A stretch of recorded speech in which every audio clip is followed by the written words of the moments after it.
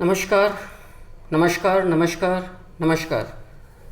आज ऑफलाइन दूसरी क्लास से काफ़ी लंबे अरसे के बाद एक लंबी श्रृंखला चली थी ऑनलाइन क्लासेस की। मैं पुनः किंशुक शर्मा आप सभी लोगों का स्वागत करता हूं, जो भी लोग इस क्लास को देख रहे हैं। थोड़ा सा अस्त व्यस्त हूँ इस समय, क्योंकि हर दिन मुझे ये उम्मीद रहती है कि आज मैं ऑनलाइन क्लास ले पाऊँगा। तो अभी थोड़ा मैं शेड्यूल फिक्स नहीं कर पाया अपने चैनल के स्केड्यूल जो क्लासेस हैं उसका। लेकिन जल्द ही मैं कुछ ऐसा कर दूंगा कि सुबह के वक्त तो आपको इंडियन हिस्ट्री की क्लास मिल जाए और शाम के वक्त आपको राजस्थान इतिहास और राजस्थान संस्कृति की क्लास जो है वो कंटिन्यू मिल जाए, यानी कि एक दिन में 2 क्लासेज आपको 1-1 घंटे की पूरी मिल जाए। बहरहाल हम ज़्यादा वक्त नहीं लेते हैं। अपनी जो क्लासेस चल रही थी उनमें एपिसोड्स थे, जो सीरीज चल रही थी वो थी राजस्थानी साहित्य में संस्कृति की, मतलब राजस्थानी संस्कृति में साहित्य की कक्षा चल रही थी, राजस्थानी साहित्य की बोलियाँ हमने पूरी देख ली थी। एक शिकायत हो सकती है अमूमन आप में से कई लोगों को कि सर बहुत ज़्यादा लंबा चैप्टर हो गया राजस्थानी साहित्य, लेकिन यहाँ पर आप लोग गौर कर सकते हैं कि इतने सारे ग्रंथ हैं इस पूरे कालखंड में लिखे गए, इवन आज़ादी के बाद, आज़ादी के पहले भी, कि हम इनमें से किसी को भी ये समझकर नहीं छोड़ सकते हैं कि जी ये महत्वपूर्ण नहीं और ये प्रश्न नहीं बनाएगा।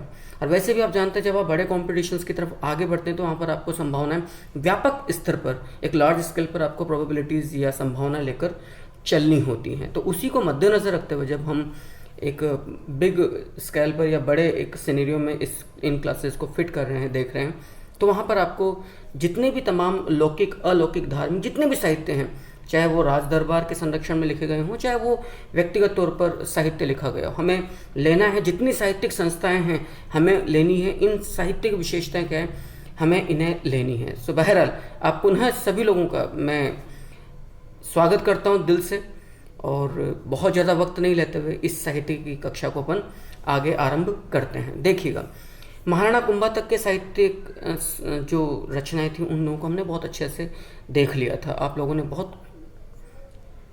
बहुत ज़्यादा वक्त लेते हुए देख लिया था, समझ लिया था। मैं महाराणा कुंभा के बाद की क्लासेस को अब लेता हूँ, जो महाराणा कुंभा के बाद की जो रचनाएँ थी उन्हें अपन ले रहे हैं। आप लोग जान चुके हैं कि महाराणा कुंभा ने अधिकांश तौर पर जो संगीत विषय पर जो ग्रंथ थे वो काफ़ी पर्याप्त लिखे थे। इनमें 5 खंडों में जो रचित ग्रंथ था वो काफ़ी महत्वपूर्ण है। 5 खंडों में जो रचित ग्रंथ था जिसको हमने कहा था संगीत राज, वो सबसे अधिक महत्वपूर्ण है। संगीत राज 5 खंडों में लिखा गया था, और संगीत राज की जो विशेषता थी वो साहित्य के कीर्ति स्तंभ के रूप में भी थी। इस बात को भी आप लोग देख चुके थे। आगे देखिएगा, रसिक प्रिया के बारे में हमने देखा था कि जो जयदेव की जो रचना थी वो थी असल में गीत गोविंद। जयदेव कौन थे यह भी आप लोगों को मालूम है। जयदेव असल में जो बंगाल के अंतिम हिंदू नरेश थे लक्ष्मण सेन, उनके साहित्यकार थे, दरबारी थे आप। और आपने एक नृत्य नाटिका राधा कृष्ण के जीवन पर लिखी थी गीत गोविंद पर जो टीका लिखी गई है महाराणा कुंभा जी के द्वारा वो है रसिक प्रिया। महाराणा कुंभा खुद को भी अभिनव भट्टाचार्य राणो रासो बोला गया। महाराणा कुंभा की जो उपाधि है, राणो रासो का मतलब आशय हमारा क्या होता है, राणो रासो से हमारा आशय जो साहित्य का प्रेमी है, जो साहित्य का काफ़ी ज़्यादा संरक्षक है। इसी प्रकार का एक ग्रंथ आपको मिलता है जयसिंह सूरी का हमीर मदमर्दन। याद रखिएगा, बेहद महत्वपूर्ण ये ग्रंथ है। जयसिंह सूरी साहब जो हैं ये भी याद रखिएगा, जयसिंह सूरी असल में जो आप यूँ समझ लीजिए कि बघेल जो नरेश थे उनके आप जैन आचार्य थे, और आपका जो ग्रंथ लिखा गया था वो था हमीर मदमर्दन। अब यहाँ पर जो हमीर शब्द आपको दिख रहा है एक्सक्यूज, ना तो यहाँ पर ये राणा हमीर है। राणा हमीर कौन, 1326 से 64 तक मेवाड़ की गद्दी पर, चित्तौड़ की गद्दी पर आसीन सिसोदिया शाखा के संस्थापक हमने इनको बोला है हमीर मदमर्दन। तो न तो वो राणा हमीर है, नहीं ये हमीर देव चौहान है जिनको हमने हठी शासक 16 युद्धों का विजेता जिसने कुल 17 युद्ध लड़े थे, या शाकंभरी नरेश, नहीं वो ये हैं। यहाँ पर हमीर जो शब्द है वो असल में अमीर शब्द का बिगड़ा हुआ रूप है। दिल्ली के सुल्तानों को आरंभिक काल में अमीर भी कहा गया, और जिस अमीर की यहाँ पर बात चल रही है वो अमीर कौन है, वो है इल्तुतमिश, जिसको दिल्ली सल्तनत का वास्तविक संस्थापक भी कहा जाता है। याद रखिएगा, हम कई बार इस बात को देख चुके हैं क्लासेस में कि चित्तौड़ का जो नरेश था रावल जेत्र सिंह, चित्तौड़ के राजा रावल जेत्र सिंह को रण रसिक की उपाधि से भी जाना गया है। इस रण रसिक का एक युद्ध हुआ था 1227 ईस्वी में, ये भी काफ़ी महत्वपूर्ण है। 1227 ईस्वी में आपने एक युद्ध लड़ा था, और वो युद्ध कौन सा था? भूताला युद्ध। इस भूताला युद्ध में, जो कि राजसमंद जिले में लड़ा गया था, रावल जैत्र सिंह की मेवाड़ी सेना ने दिल्ली के सुल्तान अमीर इल्तुतमिश के दांत खट्टे कर दिए थे और यहाँ से भागने को मजबूर किया था अमीर ने। तो जयसिंह सूरी ने अपने ग्रंथ हम्मीर मदमर्दन में अमीर इल्तुतमिश के लिए अमीर का बिगड़ा हुआ रूप राजस्थानी भाषा में हम्मीर लिखा है। तो यहाँ पर जो हम्मीर जो शब्द है, इसका मतलब है हम्मीर नामक व्यक्ति का मदमर्दन। अब ये जो हम्मीर शब्द का प्रयोग हुआ, ये अमीर का बिगड़ा हुआ रूप है। हम्मीर शब्द न तो यहाँ पर राणा हम्मीर के लिए हुआ है, जो मेवाड़ के सिसोदिया शाखा का संस्थापक था, न ही आप कह सकते हैं कि रणथंभौर का जो अंतिम नरेश था हम्मीरदेव चौहान, उसके लिए इस शब्द का प्रयोग मिलता है। तो भूताला युद्ध में रणरसिक के हाथों जो अमीर इल्तुतमिश परास्त हुआ, उसके लिए जिस शब्द का यहाँ पर उल्लेख मिलता है वो है हम्मीर शब्द। इस बात को मैं उम्मीद करता हूँ कि आप लोगों ने बहुत अच्छे से समझ लिया होगा और आप लिखते भी जा रहे होंगे। एक बात को ज़रूर याद रखिएगा, थोड़ा सा मेरा शेड्यूल जो है अभी अस्त व्यस्त हुआ है, याद रखना। एक बार क्योंकि मैं काफ़ी अरसे से ऑफलाइन क्लासेस का आदी नहीं था, फिर कुछ अपनी समस्याओं में भी आप उलझे हुए रहते हो, अपनी पारिवारिक अफेयर्स में, इस वजह से भी मैं प्रॉपर अभी फिक्स नहीं कर पाया टाइम को। बाकी मैं बिल्कुल शेड्यूल्ड रहकर या रेगुलर डिसिप्लिन रहकर ही काम करने का आदी हूँ। मेरी प्रतिदिन अब 2 क्लासेस डालने की मंशा है, एक भारतीय इतिहास से संबंधित और एक राजस्थान के इतिहास या संस्कृति से संबंधित एक क्लास पर डे की आने की। तो आप इंतज़ार कीजिए। कल मैंने एक क्लास डाल दी थी राजस्थान इतिहास की, आज राजस्थान संस्कृति की है। नोट्स जल्दी ही आपको जो चैनल अपना टेलीग्राम चैनल, वहाँ पर अपलोड हो जाएंगे। दूसरा जो ग्रंथ है हम्मीर मदमर्दन के साथ जो दूसरा ग्रंथ है वो है अमृत कैलाश का हम्मीर बंधन। मैं फिर बोल रहा हूँ, देखो बेहद महत्वपूर्ण ये साहित्यिक रचना है, इसीलिए वक्त लग रहा है, क्योंकि मैं हर एक साहित्यिक रचना से संबंधित ये नहीं कर रहा हूँ कि साहित्यिक रचना मैंने ली, लेखक का नाम लिया, आगे बढ़ो, ग्रंथ पढ़ाया, लेखक का नाम लिया, आगे बढ़ो। हम ऐसा बिल्कुल भी नहीं कर रहे हैं। हम उससे संबंधित जितना भी इतिहास है, जितना भी संदर्भ जानकारियाँ निकल सकती है, हम तमाम को साथ में ले रहे हैं। इसीलिए मैं बोल रहा हूँ, एक बार यदि आप लोग यहाँ मेहनत कर लोगे ना, फिर आपको दिक्कत नहीं आएगी। और संबंधित जितनी चीज़ें हैं उनको मैं उठा रहा हूँ। अमृत कैलाश का जो ग्रंथ है वो है हम्मीर बंधन। और हम्मीर बंधन जो यहाँ पर जो जिस नरेश के लिए लिखा गया है, ये जो हम्मीर शब्द आ रहा है, ये रणथंभौर के अंतिम चौहान नरेश हम्मीरदेव चौहान के लिए, जिनका शासनकाल, हम्मीरदेव चौहान का शासनकाल कितना है, 1282 से 1301 है। इस बात को याद रखिएगा। खुद जो आपके हम्मीरदेव चौहान हैं, रणथंभौर के अंतिम चौहान नरेश, याद रखिएगा, उनके द्वारा जो संगीत पर जो ग्रंथ लिखा गया था वो श्रृंगार हार था। हम्मीरदेव चौहान, जिसको हठी शासक, 16 युद्धों का विजेता एवं शाकंभरी नरेश भी कहा गया है, आपने एक यज्ञ संपन्न करवाया था, कोटिये यज्ञ, जो आपकी दिग्विजय के उपलक्ष्य में, सभी दिशाओं में जो आपकी विजय थी उनके उपलक्ष्य में आपके द्वारा करवाया गया था।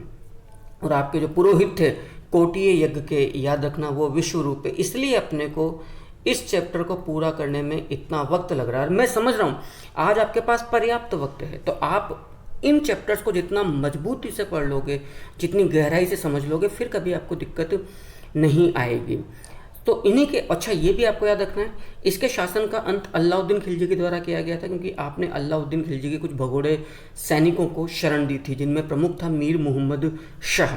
मीर मुहम्मद शाह के हब्रू, कमरू और बारबक, ये असल में मीर मुहम्मद शाह के साथी थे, के हब्रू, कमरू और बारबक। और मीर मुहम्मद शाह अलाउद्दीन खिलजी की जो मराठा बेगम थी, जिसका नाम हमें प्राप्त होता है चिमनाबाई, का प्रेमी था, उनको शरण दी थी। तो 11 जुलाई 1301 ईस्वी को, यह भी काफ़ी महत्वपूर्ण है, 11 जुलाई 1301 ईस्वी को अलाउद्दीन खिलजी के साथ जो युद्ध लड़ा गया था, रणथंभौर युद्ध हम्मीरदेव चौहान का, यहाँ पर रणथंभौर का ही नहीं अपितु राजस्थान का प्रथम शाका एवं प्रथम जौहर यहाँ पर लड़ा गया था।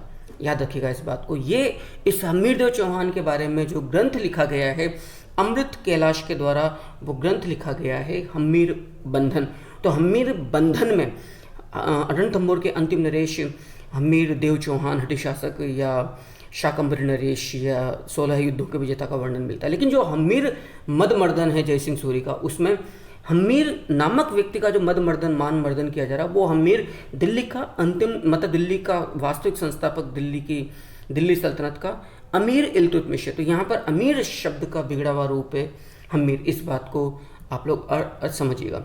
दिल्ली के बूंदी के जो नरेश हैं चंद्रशेखर राव सुरजन सिंह हाड़ा के दरबारी, उन्होंने चौहानों के लिए, जिसमें रणथंभौर के हठी शासक का भी वर्णन आता है हमीरदो चौहान पर, उस पर एक ग्रंथ लिखा है हम्मीर हठ। तो हम्मीर हठ का भी विषय क्या है? रणथंभौर के अंतिम चौहान नरेश हठी शासक, 16 युद्धों का विजेता शाकंभरी नरेश हमीरदो चौहान का भी यहाँ पर आपको वर्णन मिलता है। ये चंद्रशेखर हैं जो राव सुरजन हाड़ा के आश्रित कवि बूंदी नरेश के, उन पर आपने ग्रंथ लिखा था सुरजन चरित, जिसमें चौहान वंश का भी वर्णन मिलता है। मैंने आपको अभी थोड़ी देर पहले बताया था कि जो हमीरदेव चौहान था, याद रखना, ये रणथंभौर का अंतिम हिंदू मतलब अंतिम चौहान नरेश है, जिसके बारे में कहा गया था सिंह सवन शतपुरुष वचन, सिंह सवन सतपुरुष वचन, कदलन फलत एक बार, तिरिया तेल हमीर हठ चढ़े न दूजी बार। आपने जो संगीत विषय पर जो ग्रंथ लिखा है, वो संगीत विषय पर ग्रंथ कौन सा आपका, इस बात को याद रखिएगा, वो ग्रंथ है आपका श्रृंगार हार। इस बात को मैं उम्मीद करता हूँ कि आप लोग समझ गए होंगे। हमीरदेव चौहान के द्वारा जो ग्रंथ लिखा गया है वो ग्रंथ कौन सा है? श्रृंगार हार। श्रृंगार हार संगीत विषय पे ग्रंथ है, काफ़ी महत्वपूर्ण ग्रंथ है हमीरदेव चौहान, जो हठी शासक के रणथंभौर का 16 युद्धों का विजेता है, और इसको शाकंभरी नरेश भी कहा गया है। इसी प्रकार से रणछोड़ भट्ट, ये भी काफ़ी महत्वपूर्ण है। मेवाड़ के जो महाराणा थे राज सिंह, जिन्होंने राज संबंध झील का निर्माण करवाया था, उन मेवाड़ के राणा राज सिंह के दरबारी साहित्यकार थे, जिनका नाम हमें प्राप्त होता है रणछोड़ भट्ट। उस रणछोड़ भट्ट ने यहाँ पर जो ग्रंथ लिखा है वो ग्रंथ कौन सा है? Amar Kavya Vanshavali. That is very very very important. Amar Kavya Vanshavali नामक ग्रंथ लिखा गया किसके द्वारा? रणछोड़ भट्ट के द्वारा। ये काफ़ी महत्वपूर्ण है। रणछोड़ भट्ट ने संस्कृत भाषा में, ये काफ़ी इंपॉर्टेंट जानकारी है, संस्कृत भाषा में जो ग्रंथ लिखा वो ग्रंथ है कौन सा? अमर काव्य वंशावली। इसी प्रकार से अब चूंकि ये देखो, अब बाकी लोग इसको स्किप कर देते हैं इस मैटर को, तो वो एक उनकी अपनी इच्छा है। मैं तो नीर क्षीर सब करूँगा, गागर में सागर भरूंगा, एक एक चीज़ उठाऊंगा। और चूंकि आप इसलिए नहीं बोल सकते मैं आपसे कोई चार्ज नहीं कर रहा हूँ, लेकिन चूंकि मेरा दिल में ये कमी ना रहे कि अपने को स्टूडेंट्स को या अपने फ्रेंड को कुछ ये भी मैटर देना चाहिए था, क्योंकि परीक्षा प्रश्न पत्र के रूप में कौन सा प्रश्न या क्वेश्चन आपके सामने बनकर आपके दुविधा खड़ी कर दे, समस्या खड़ी करते हैं, आप कोई प्रिडिक्ट नहीं कर सकते, अनुमान नहीं लगा सकते। तो हमें संभावनाएं पूरी यहाँ पर व्यक्त करनी पड़ेंगी, हमें संभावनाएं पूरी यहाँ पर रखनी पड़ेंगी। तो जो प्रसाद मंडन, जो महाराणा कुंभा के जो वास्तुकार थे, आर्किटेक्ट, प्रमुख आर्किटेक्ट में से एक थे मंडन, उनके द्वारा जो ग्रंथ लिखा गया है, एक खास बात है, जिन ग्रंथों के पीछे मंडन आ जाए वो सारे के सारे ग्रंथ कौन से हैं? याद रखिएगा, मंडन द्वारा रचित। प्रसाद मंडन, जिसमें मंदिर निर्माण कला की जानकारी मिलती है। वास्तु मंडन, जिसमें वास्तुकला विषय की आपको जानकारी मिलती है। रूप मंडन, जिसमें मूर्ति निर्माण कला की जानकारी मिलती है। रूप मंडन किसी भी आकृति को, तो मूर्ति कला होगी। कोदंड मंडन, जिसमें धनुर्विद्या की जानकारी मिलती है। और राजवल्लभ, जिसमें राजकीय आवास, महलों का, प्रासाद का, राजकीय प्रासादों का निर्माण किस तकनीकी से, विधि से किस तरीके से किया जाए, उसकी भी हमें जानकारी प्राप्त होती है। तो उस राजवल्लभ को भी का भी जो रचनाकार है, चाहे प्रासाद मंडन हो, मंडन है, चाहे वास्तु मंडन हो, मंडन है, रूप मंडन हो, मंडन है, कोदंड मंडन हो, मंडन है, राजवल्लभ हो, मंडन है। आगे देखिएगा। इसी प्रकार से एक ग्रंथ और लिखा गया, वैद्य मंडन, नाम से प्रतीत है कि इसमें विभिन्न व्याधियों, विभिन्न रोगों के उपचार और लक्षणों की जानकारी मिलती है। ये भी मंडन के द्वारा लिखा गया। शुभ अशुभ घड़ियों का वर्णन शकुन मंडन के रूप में मंडन ने किया है। और बाद में इनके परिवार के जो लोग थे, जैसे नाथा के द्वारा जो ग्रंथ लिखा गया वो वास्तु मंजरी है। याद रखिएगा, नाथा के द्वारा जो ग्रंथ लिखा गया है वो वास्तु मंजरी है। जबकि अब देखो, वास्तु मंजरी से संबंधित जितनी जानकारियां कोई नहीं दे रहा है सिवाय इस व्यक्ति के, किंशुक शर्मा के। कोई व्यक्ति नहीं दे रहा है, क्योंकि ये नाम आपको काफी परेशान करते हैं बेहद। वास्तु मंजरी, राग मंजरी, नीति मंजरी, श्रृंगार मंजरी। अच्छा, एक श्रृंगार हार आ गया, समझना मेरी बात को। एक नाम आपके सामने और आता है श्रृंगार हार, और एक नाम और आता है श्रृंगार देवी। ये परेशान करेंगे। और एक नाम और आता है श्रृंगार चौंरी।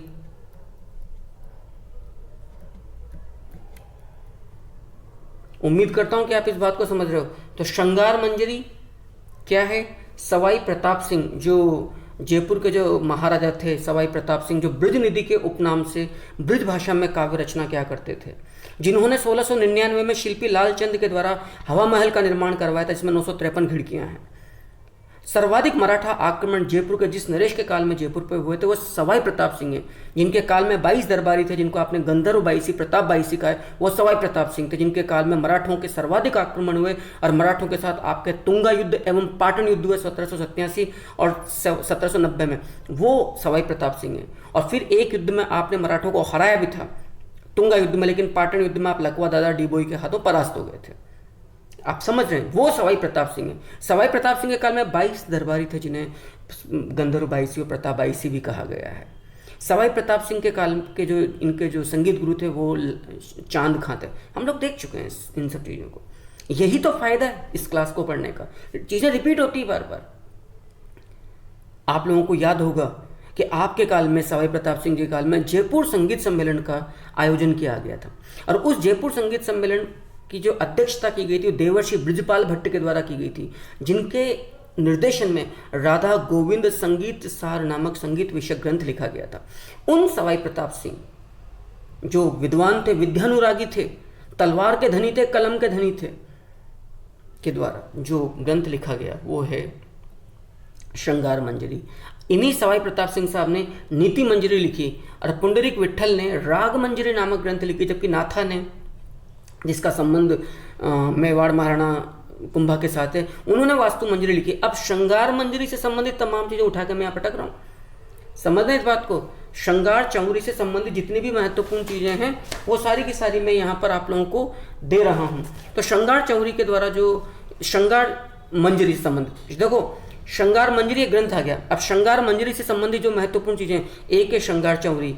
मेवाड़ महाराणा कुंभा की जो पुत्री थी रमाबाई, उनका जो पाणी ग्रहण संस्कार, विवाह पर जो विवाह मंडप बनाया गया था, वो श्रृंगार चौंरी कहलाया, चित्तौड़गढ़ में, जो वर्तमान में जैन मंदिर है। श्रृंगारहार रणथंभौर के अंतिम चौहान शासक हम्मीरदेव चौहान के द्वारा जो ग्रंथ लिखा गया संगीत विषयक, वो श्रृंगारहार है।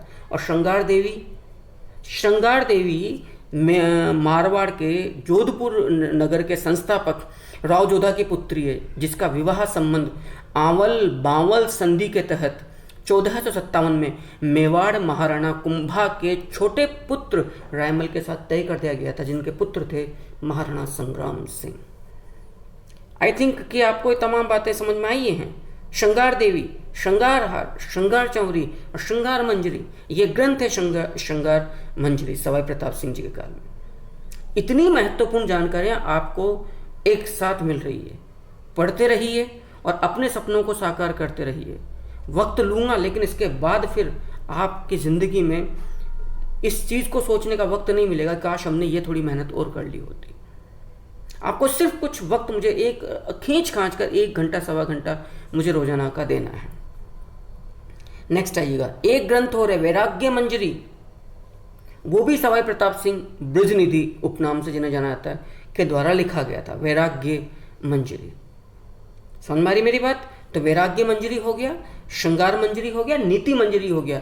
ये तीनों के तीनों जो ग्रंथ हैं काफ़ी महत्वपूर्ण है। तीनों के तीनों ग्रंथ लिखे गए हैं सवाई प्रताप सिंह जी के द्वारा, नीति मंजरी, श्रृंगार मंजरी और वैराग्य मंजरी। नेक्स्ट अगला देखिएगा। इसी प्रकार से एक और व्यक्ति संबंधित है मेवाड़ महाराणा कुंभा के दरबार में, जो वास्तुकार भी थे और साहित्यकार भी थे, गोविंद के द्वारा जो ग्रंथ लिखे गए कलानिधि, द्वार दीपिका, उद्धोर धारिणी, कलानिधि, द्वार दीपिका एवं उद्धोर धोरिणी नामक ग्रंथ जो लिखे गए हैं गोविंद के द्वारा लिखे गए हैं।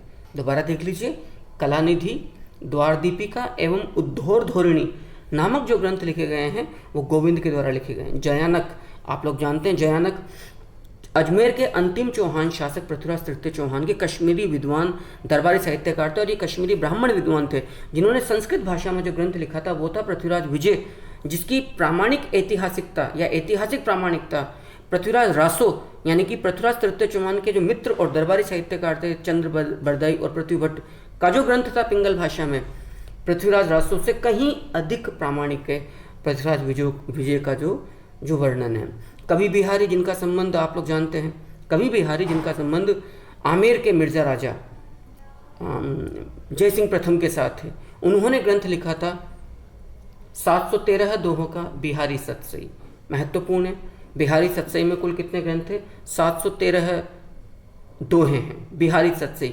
नाथू सिंह महियारिया के द्वारा जो ग्रंथ लिखा गया है वो वीर सतसई है। सूर्यमल मिश्र ने भी कौन सा ग्रंथ लिखा है? वीर सतसई लिखा है। सूर्यमल मिश्र का एक ग्रंथ और है वंश भास्कर। इसी प्रकार से एक ग्रंथ आपके सामने और आता है सतीरासो, सूर्यमल मिश्रण का है। सूर्यमल मिश्रण का ही ग्रंथ आता है सतीरासो। तो मैं उम्मीद करता हूँ कि यहाँ तक का मैटर आपको बेहद अच्छे से समझ में आया है। सूर्यमल मिश्रण, सतीरासो, वंश भास्कर भी सूर्यमल मिश्रण के द्वारा, और वीर सतसई सूर्यमल मिश्रण के द्वारा। नाथू सिंह महियारिया जो ग्रंथ थे, नाथू सिंह महियारिया ये भी साहित्यकार हैं, ये भी असल में है किसके, इन्होंने भी वीर सतसई नामक ग्रंथ लिखा। अब यहाँ परेशान मत होना, वीर सतसई नामक ग्रंथ नाथू सिंह महियारिया के द्वारा भी लिखा गया है, और जो सूर्यमल मिश्र है उनके द्वारा भी वीर सतसई नामक ग्रंथ लिखा गया है। जबकि वंश भास्कर और जो सतीरासो नामक ग्रंथ है वो सूर्यमल मिश्र के द्वारा लिखा गया। तो वीर सतसई, वंश भास्कर, सतीरासो, राइट। जबकि बिहारी सतसई के जो लेखक हैं, बिहारी सतसई के जो लेखक हैं वो हैं नाथू सिंह महियारिया। इस बात को याद रखना, वो ग्रंथ है महियारिया। अब कुछ बात मेरे को भी यहाँ पर आप लोगों को पढ़ाते पढ़ाते याद आ गई, तो इन बातों को मैं भी नोट कर लूँ, क्योंकि जब मैं आप लोगों को PDF के रूप में नोट्स दूंगा तो वहाँ पर फिर ये काफ़ी काम आपके आएगा। एक मिनट बस, मेरे को थोड़ा सा 1 सेकंड आप लोगों को देना होगा। एक तो है श्रृंगार चौरी, राइट। तो ये सारी की सारी बातें आपके सामने बहुत अच्छे से आ गई है। सूर्यमल मिश्रण के बारे में भी आप लोगों को काफ़ी सारी जानकारियां अभी देना बाकी है। Thank you very much for watching this useful video. मेरा पूरा प्रयास है आप लोगों को जितना वक्त आप लोग मुझे दे रहे हैं उसमें आपकी मैं पूरी जो कीमत है वो अदा कर दूं, उस चीज़ का जो वक्त आप लोग यहाँ पर कंज्यूम कर रहे हैं। सूर्यमल मिश्रण से आपका ग्रंथ हो गया सतीरासो। थोड़ा हम और आगे बढ़ते हैं। वीर भाण के द्वारा जो ग्रंथ है वो है राजरूपक। वीर भाण के द्वारा जो ग्रंथ लिखा गया है वो राजरूपक। जबकि केशव दास के द्वारा जो ग्रंथ लिखा गया, देखो मिला जुला नाम है, वो है गजगुण रूपक। अभी परेशान करेगा। गजगुण रूपक नामक जो ग्रंथ है वो लिखा गया केशव दास के द्वारा। जो राजरूपक ग्रंथ है वो लिखा गया वीर भाण के द्वारा। यदि आप लोग कॉपी पेन लेकर बैठे हुए हैं तो अब मैं उम्मीद करता हूँ कि इतनी देर में आप लोग जितना मैं रिपीट कर रहा हूँ उतनी देर में लिख कर उसको वहीं याद कर लेंगे। वीर भाण के द्वारा जो ग्रंथ लिखा गया है वो है राजरूपक, और गज गुण रूपक जो ग्रंथ लिखा गया है वो लिखा गया किसके द्वारा? केशव दास के द्वारा। इसी प्रकार से दलपत विजय, आप लोग, मैं समझता हूँ ये नाम आते आपके कान खड़े हो गए होंगे। खुम्मान रासो, खुम्मान रासो जिसे मेवाड़ का एनल्स भी कहा जाता है, और आप लोग जानते हैं annuls and antiquities of Rajasthan का जो लेखक है वो कर्नल जेम्स स्टोर है, राइट। खुम्मान रासो जिसे मेवाड़ का एनल्स कहा जाता है, एवं खुम्मान रासो में बप्पा रावल से लेकर महाराणा राज सिंह तक का वर्णन है। खुम्मान रासो में बप्पा रावल से लेकर, इस बात को याद रखना क्योंकि मेवाड़ का शासन है, मेवाड़ के शासन का वर्णन है, तो यहाँ बप्पा रावल से लेकर मेवाड़ के महाराणा राज सिंह तक का वर्णन है। अभी मेवाड़ महाराणा राज सिंह पर आपने देखा था एक ग्रंथ रणछोड़ भट्ट के द्वारा लिखा गया था, अमर काव्य वंशावली संस्कृत भाषा में, अभी अपन ने देखा है। तो ये तमाम चीजें। इसी प्रकार से कर्णिदान जिनका एक ग्रंथ है सूरज प्रकाश, ये भी काफी महत्वपूर्ण है। कर्णिदान का ग्रंथ है सूरज प्रकाश। कविराजा श्यामल दास जिनका ग्रंथ है वीर विनोद, 4 खंडों में है ये ग्रंथ, याद रखना। वीर विनोद जो 4 खंडों में लिखा गया है, इस ग्रंथ के लेखक कौन है? कविराजा श्यामल दास। नेक्स्ट, सदाशिव भट्ट, रणछोड़ भट्ट जो थे वो तो मेवाड़ राणा राज सिंह, अमर काव्य वंशावली। संस्कृत भाषा में सदाशिव भट्ट के द्वारा जो ग्रंथ लिखा गया राज सिंह जी के ही काल में, वो है राज रत्नाकर। जबकि जगजीवन भट्ट ने मेवाड़ के महाराणा अजीत सिंह का वर्णन किया अपने कौन से ग्रंथ में? अजीतोद्वय का लेखक कौन है? जगजीवन भट्ट। जबकि राज रत्नाकर के लेखक कौन है? सदाशिव भट्ट। तो सदाशिव भट्ट ने ग्रंथ लिखा राज रत्नाकर, फाइन। और जगजीवन भट्ट ने ग्रंथ लिखा अजीतोद्वय। इसी प्रकार से मुनि हेमरतन, इस बात को भी याद रखना, मुनि हेमरतन के द्वारा जो ग्रंथ लिखा गया है, मुनि हेमरतन, ये काफ़ी महत्वपूर्ण है। वो लिखा गया गोरा बादल पद्मिनी चरित्र चौपाई। मुनि हेमरतन जैन आचार्य हैं। इन्होंने रानी पद्मावती के बारे में जो ग्रंथ लिखा, एक हालांकि अरसे बाद लिखा, लेकिन काफ़ी प्रामाणिक जानकारी दी है, गोरा बादल पद्मिनी चरित्र चौपाई। तो जो मेवाड़ का जो कर्ण, जिसको कर्नल जेम्स टोड ने कहा है भामाशाह, उनके अनुज ताराचंद के सुझाव पर, के अनुरोध पर मुनि हेमरतन ने ये ग्रंथ लिखा है, काफ़ी महत्वपूर्ण है, गोरा बादल पद्मिनी चरित्र चौपाई। इसी प्रकार से माला सांदू का जो ग्रंथ है, माला सांदू का ग्रंथ है काफ़ी महत्वपूर्ण, महाराणा प्रताप रा झूला, मेवाड़ महाराणा प्रताप पे लिखा गया है। महाराणा प्रताप रा झूला के लेखक हैं माला सांदू। और मुरलीधर के द्वारा, ये काफ़ी महत्वपूर्ण है, हिंदुस्तान का अंतिम हिंदू नरेश जिसने अश्वमेध यज्ञ संपन्न करवाया था, वो जयपुर के महाराजा, आप लोग जानते हैं कौन थे, सवाई जयसिंह द्वितीय थे। तो सवाई जयसिंह द्वितीय के बाद गद्दी पाए ईश्वरी सिंह, ईश्वरी सिंह के बाद माधो सिंह जी के बाद फिर एक श्रृंखला चलती है, और फिर आपके सामने बाद में आते हैं सवाई प्रताप सिंह, जिनके बारे में हमने काफ़ी सारी बात करी, जिन्होंने अभी काफ़ी सारे ग्रंथ लिखे थे, नीति मंजरी, याद है ना आप लोगों को, तो श्रृंगार मंजरी। तो आपने सवाई प्रताप सिंह के काल में मुरलीधर के द्वारा 1775 ईस्वी में यह ग्रंथ लिखा गया था अश्वमेध यज्ञ, जिसमें 1740 ईस्वी में सवाई जयसिंह द्वितीय के काल में जो अश्वमेध यज्ञ, हिंदुस्तान का अंतिम अश्वमेध यज्ञ संपन्न करवाया गया था, उसकी जानकारी दी गई है। कवि दुर्सा आडा, आप लोग जानते हैं कवि दुर्सा आडा अकबर के दरबारी साहित्यकार हैं। जब प्रताप की मृत्यु की खबर प्राप्त हुई थी स्वर्गवास की अकबर को, तो ये दरबार में मौजूद थे, और उसका जो दिल जो द्रवित हो उठा था बादशाह अकबर, मुगल बादशाह अकबर का, उसका कालजयी वर्णन कवि दुर्सा आडा ने किया है। कवि दुर्सा आडा के द्वारा जो ग्रंथ लिखे गए हैं, वो ग्रंथ कौन कौन से हैं? विरुद्ध छैतरी, किरतार बावनो, छप्पय। तो कवि दुर्सा आडा का पहला ग्रंथ कौन सा है? विरुद्ध छैतरी। दूसरा ग्रंथ कौन सा है? किरतार बावनो। और तीसरा ग्रंथ कौन सा है? छप्पय। तो ये भी महत्वपूर्ण है। कवि दुर्सा आडा का पहला ग्रंथ विरुद्ध छैतरी, दूसरा ग्रंथ किरतार बावनो और तीसरा ग्रंथ छप्पय। कुंवर पृथ्वीराज राठौड़ पीथल, कुंवर पृथ्वीराज राठौड़ पीथल, जिन्हें डिंगल साहित्य का हैरोस भी कहा गया है, ने गागरोन की जागीर में जो उन्हें अकबर से प्राप्त हुई थी, कौन सा ग्रंथ लिखा था? उत्तरी मारवाड़ी में वैली कृष्ण रुक्मणीरी। और आप लोग जानते हैं वैली कृष्ण रुक्मणीरी को कवि दुर्सा आडा ने 19वां पुराण और 5वां वेद कहा है। कर्नल जेम्स टोड ने 10 सहस्त्र घोड़ों के बल के बराबर का साहित्यिक रस उससे तुलना की है। और डॉक्टर एलपी टेसीटोरी ने वैली कृष्ण रुक्मणीरी की रचना पर कुंवर पृथ्वीराज राठौड़ पीथल की तुलना किससे करी है? डिंगल साहित्य का हैरोस, यूनानी साहित्यकार हैरोस के साथ। कुंवर पृथ्वीराज राठौड़ का ही दूसरा जो ग्रंथ है वो है दसम भागवतरा दूहा।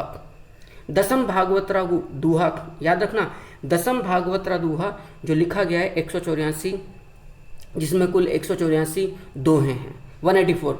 कुंवर पृथ्वीराज राठौड़ पीथल का दूसरा ग्रंथ है गंगा लहरी, जिसमें 80 दोहे हैं। और तीसरा ग्रंथ आपको प्राप्त होता है दशरथ राउत, जिसमें 50 दोहे हैं। अब ये बात तो आपको भैया याद रखना होगा, ये प्रश्न दे सकता है।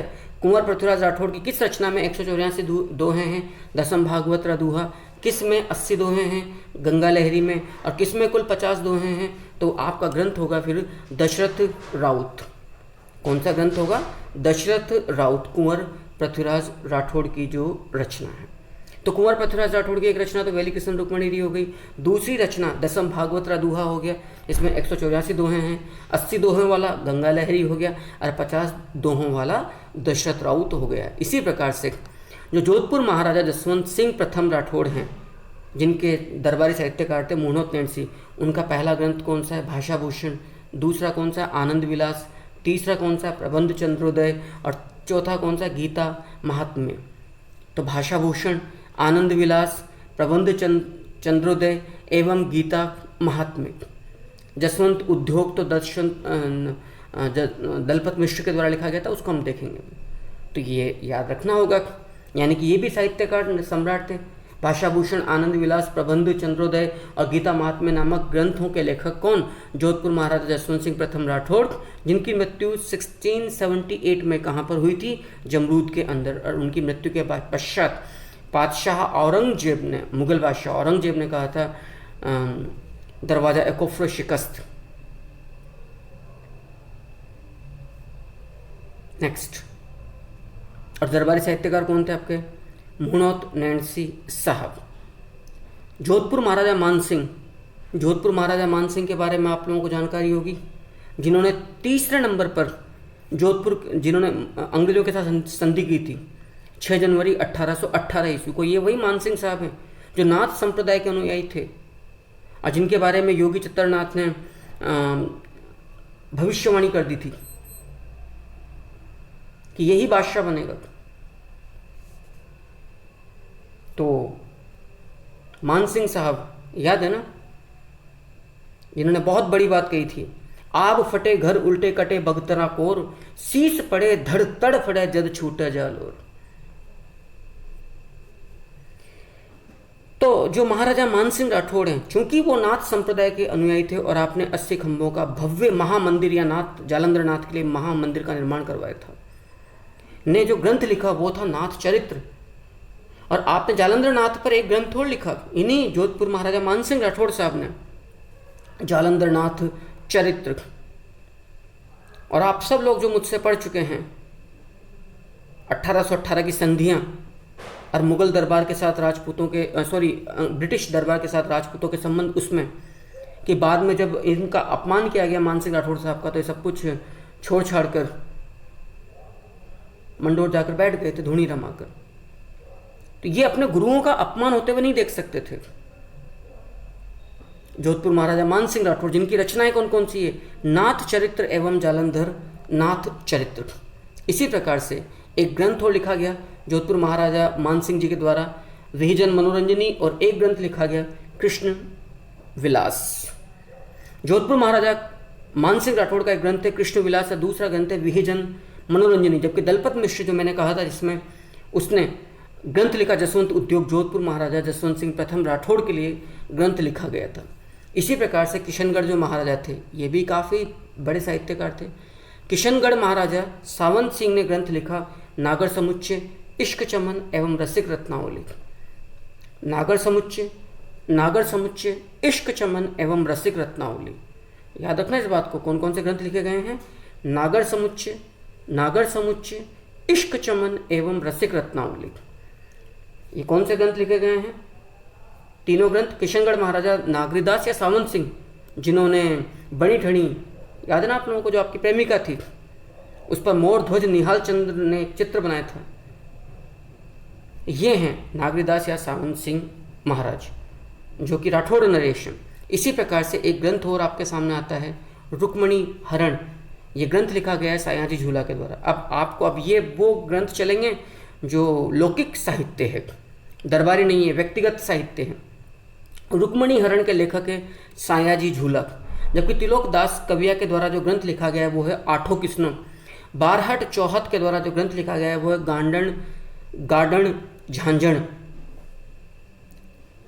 गार्डन झांझण नामक ग्रंथ लिखा गया है। ढोला मारूरा दुहा कवि कल्लोल के द्वारा लिखा गया है, और ढोला मारूरी चौपाई कुशल नाप के द्वारा लिखा गया है।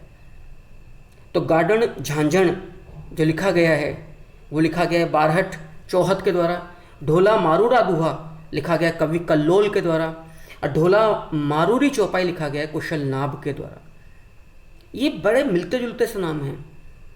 आप लोग जानते हैं शिवदास गार्डन के द्वारा ग्रंथ लिखा गया था अचलदास खिंचीरी वचनी का, और गार्डन झांझण जो है वो लिखा गया बारहट चौहत के द्वारा। कवि कल्लोल के द्वारा जो लिखा गया ढोला मारूरा दुहा, लेकिन ढोला मारूरी चौपाई जो लिखा गया वो कुशल नाभ के द्वारा लिखा गया। यही तो परेशान करती है परीक्षाओं में, चीज़ें मिलती जुलती, और कोई इतनी मेहनत नहीं करता है। दे दी सूची, लिख लो, याद कर लो, क्या कर सकते, कैसे याद करवा सकते हैं? अरे भाई क्यों नहीं करवा सकते? संबंधित जितनी चीज़ें हैं, संबंधित जितने प्रसंग हैं, आप उन्हें साथ में लेकर आइए, क्यों नहीं याद रहेगा।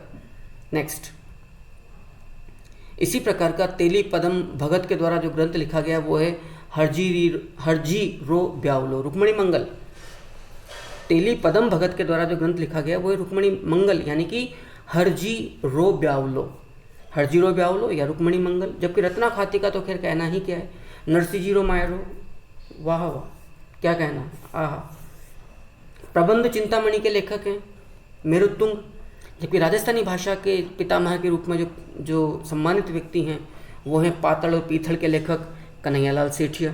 तो प्रबंध चिंतामणि के लेखक मेरुत्तुंग, तेली पदम भगत के द्वारा लिखा गया है हरजी रो ब्यावलो यानी कि रुक्मणी मंगल, और नरसिंह जीरो मायरो रत्ना खाती। जो कन्हैयालाल सेठिया, उनको कई सारे पुरस्कार प्राप्त हुए थे। ये पुरस्कार कौन कौन से? साहित्य अकादमी पुरस्कार प्राप्त हुआ लील टांस की रचना पर 1976 में, सूर्यमल मिश्रण पुरस्कार प्राप्त हुआ शबद की रचना पर 1986 में, और टाटिया पुरस्कार भी आपको प्राप्त हुआ था सतवादी नामक अपनी रचना पर। तो साहित्य अकादमी पुरस्कार प्राप्त हो रहा है, सूर्यमल मिश्रण पुरस्कार प्राप्त हो रहा है, टाटिया पुरस्कार प्राप्त हो रहा है। मान लीजिए प्रश्न पूछ रही है किस ग्रंथ की रचना पे कौन सा पुरस्कार मिला, फिर क्या करोगे? वहाँ तो हम लोग कहते हैं वाह क्या क्वेश्चन है। और अभी आप लोगों को झल्लाहट हो सकती है कि ये व्यक्ति इतना पढ़ा क्यों रहा है, इतना क्यों मैटर दे रहा है, काम का भी है या नहीं है? भैया जी सब कुछ काम का है। जब आप बड़े कॉम्पिटिशन्स की तैयारी करते हो तो आप बहुत ज़्यादा सेलेक्टिव नहीं हो सकते हो, किसी भी सूरत में नहीं। तो कन्हैयालाल सेठिया, जिन्हें राजस्थानी भाषा का पितामह कहा गया है, की पहली रचना है साहित्य अकादमी पुरस्कार। पहली रचना है आपने देखा पातड़ पीतल। अच्छा, लील टांस की रचना पर आपको साहित्य अकादमी पुरस्कार मिला। शबद की रचना पर आपको सूर्यमल मिश्रण पुरस्कार मिला 1976 में साहित्य अकादमी पुरस्कार। और टाटिया पुरस्कार मिला था आपको सतवादी की रचना पर। तो एक अन्य ग्रंथ हो गया कन्हैयालाल सेठिया जी का, आपने देखा लील टांस, एक ग्रंथ हो गया धरती धोरारी, एक ग्रंथ हो गया शबद, एक ग्रंथ हो गया मींझर, एक ग्रंथ हो गया घर पूंजा घर मजला, और एक ग्रंथ हो गया कुंकू, एक ग्रंथ हो गया अघोरी काल, और एक ग्रंथ हो गया रमणीय रा सोरठा। राजीय रा सोरठा तो कृपाराम चारण, मालूम है आप लोगों को? कृपाराम चारण, राजीय रा सोरठा और रमणीय रा सोरठा कन्हैयालाल सेठिया, राइट। इसको भी लिख लेते हैं, काफ़ी महत्वपूर्ण है। मैं उम्मीद करूंगा जब तक मैं ये लिख रहा हूँ तब तक आप लोगों को रमणीय रा सोरठा, तब तक आप लोग जितना मैंने अब तक बताया इनको आप लोग मेंशन करते जा रहे हैं।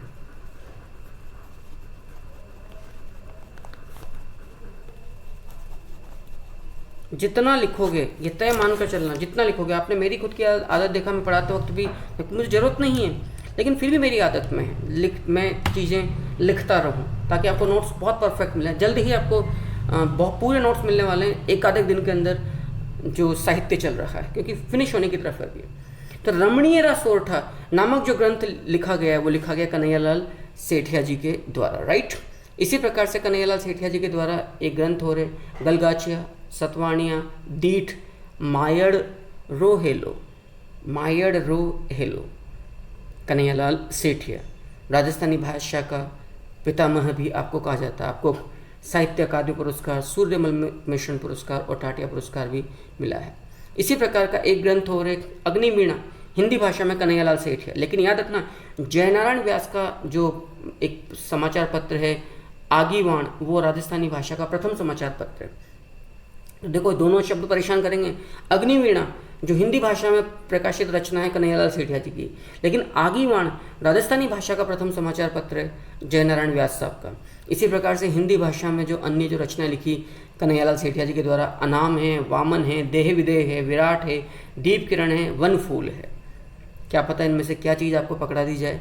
ये सब कन्हैयालाल सेठिया जी की रचना है। मुझे लगता है थके नहीं। प्रतिबिंब है, प्रणाम है, निष्पत्ति है, मेरा युग है। प्रतिबिंब है, प्रणाम है, निष्पत्ति है, मेरा युग है, और ये सब रचनाएं कन्हैयालाल सेठिया साहब की है। इसी प्रकार से कन्हैयालाल सेठिया जी ने लिखी आ धरती गोरा धोरारी, अरे घासरी रोटी, कुण जमीन रो धनी कुण, चेतावनी रा चूंटिया।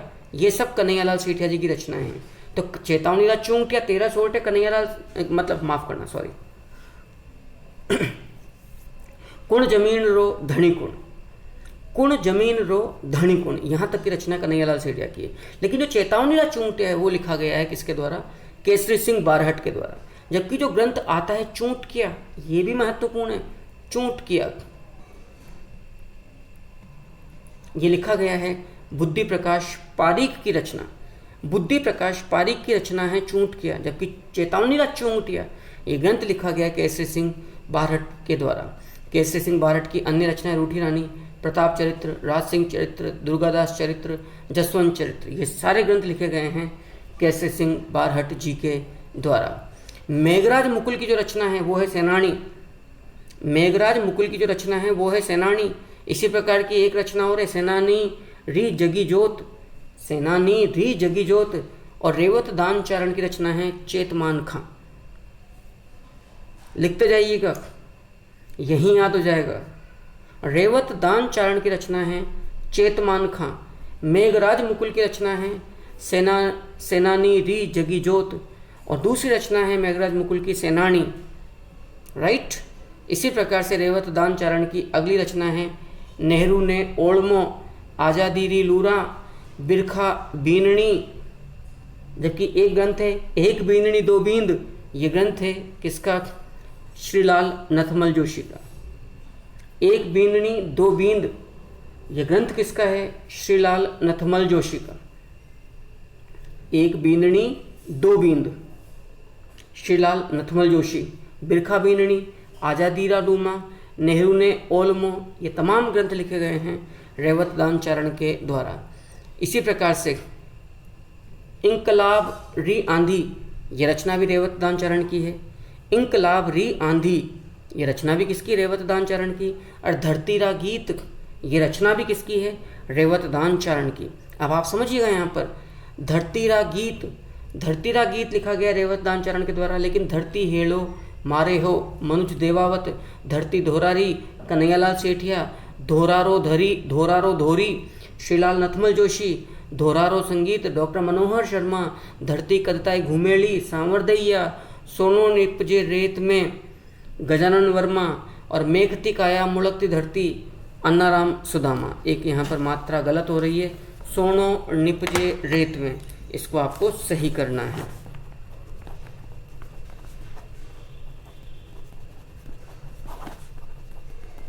सोनो निपजे रेत में, ये मैंने मात्रा रत्ते कर दिया रेत में।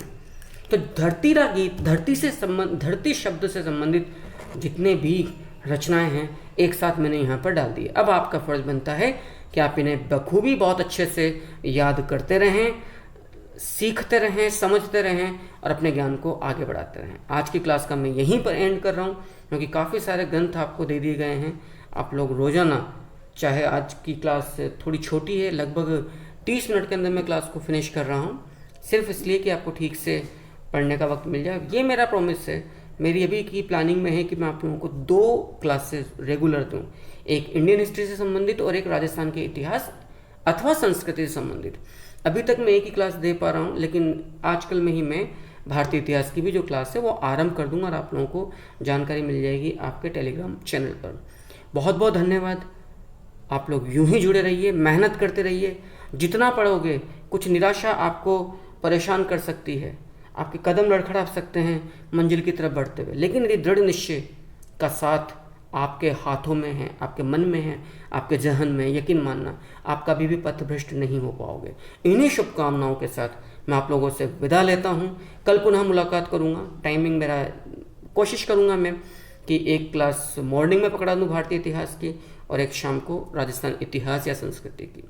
तो कल पुनः हम मुलाकात करेंगे इसी चैनल पर, इसी व्यक्ति के साथ, किंशुक शर्मा के साथ, और आप कुछ लोग भी होंगे। टॉपिक नया होगा। राजस्थान इतिहास की क्लास हो चुकी, राजस्थान संस्कृति की क्लास हो चुकी, अब टाइम है भारतीय इतिहास की। तब तक के लिए वंदे